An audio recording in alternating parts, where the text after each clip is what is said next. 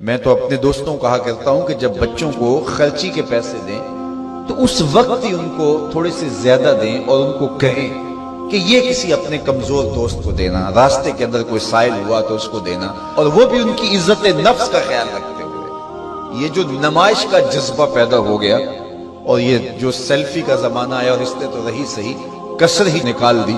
وہ کسی زمانے میں کہتے تھے نیکی کر دریا میں ڈال، اور پھر وہ زمانہ آیا کہ نیکی کر اخبار میں ڈال، اور اب نیکی کر فیس بک پہ ڈال۔ اب تو وہ تقوی، وہ جو للہیت، وہ تو ختم ہوتی چلی جا رہی ہے۔ آج کل وہ اجتماعی شادیوں کا ایک رواج پیدا ہوا۔ ایک دفعہ مجبور ہو کے مجھے کہیں جانا بھی پڑا، تو وہ میرا پہلا اور آخری موقع تھا۔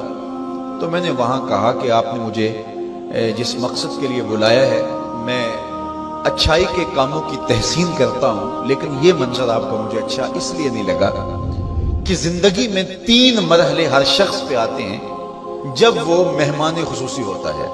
جب وہ پیدا ہوتا ہے، کالا کلوٹا بھی کیوں نہ ہو، سارے اسے دیکھنے آتے ہیں۔ جب وہ عروسی کا جوڑا پہنتا ہے، چاہے مرد ہے چاہے عورت، تو اس وقت بھی سارے لوگوں کی نگاہ کا مرکز ہوتا ہے۔ اور تیسرا، جب سفید کفن اوڑھ کے آخری منزل کی طرف چلتا ہے تو سارا شہر کہتا ہے چلو اس کا منہ دیکھائیں۔ بلکہ اس کا یہ پروٹوکول ہے کہ امام کعبہ بھی ہو تو وہ پیچھے کھڑا ہوگا، اس کے جنازے کو آگے رکھا جائے گا۔ یہ اس کا اعزاز ہے، یہ اس کی تقریب ہے۔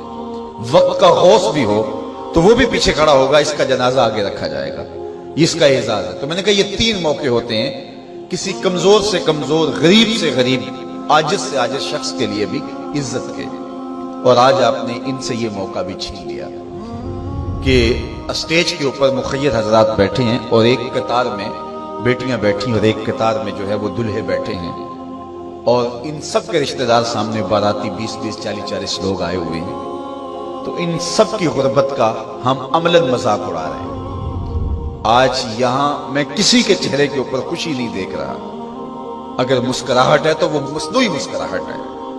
کاش کہ ان کے ماں باپ کے گھروں میں جا کر کے تنہائی کے اندر ان کی مدد کرتے، اور یہ بیٹیاں اپنے گھر سے نکلتی اور ماجرا ہوتا۔ اب ان کی غربت کا گواہ آپ نے کتنے لوگوں کو بنایا، اور صرف اپنے اشتہار کے لیے۔ تو یہ مزاج پیدا کریں، عزت نفس نہ کسی کی مجروح ہونے دیں۔ سب سے قیمتی شے انسان کی عزت ہوتی ہے۔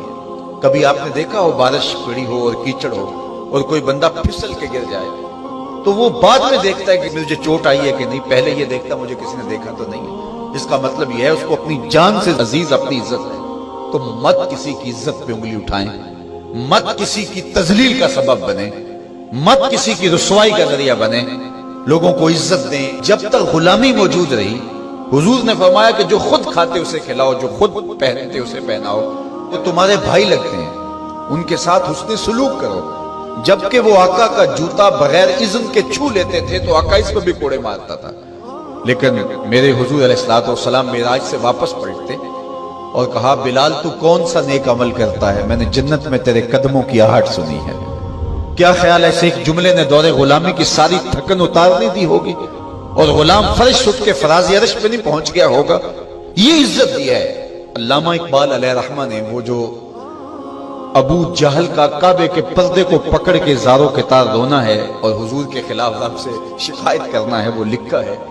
تو اس میں جو شکایتیں لگاتا ہے ابو جہل کعبے کے غلاف کو پکڑ کے، تو اس میں ایک شکایت یہ لگاتا ہے کہ از محمد سینہ ما زار زار، ہمارا سینہ بڑا دکھی ہو گیا ہے، اس شخص نے تو ہمارے نظم کو خراب کر دیا ہے۔ با غلام خیش بر یکخاں نشست، یہ جو دین لے کر آیا ہے اس دین کے اندر یہ سبق ہے کہ غلام اور آقا ایک دسترخوان پہ بیٹھیں گے، اور اگر غلام اور آقا ایک دسترخوان پہ بیٹھ جاتے ہیں تو پھر کہاں گیا ہمارا قریش کا سردار ہونا؟ تو یہ تو ہمارا سب سسٹم تلپٹ ہو جائے گا۔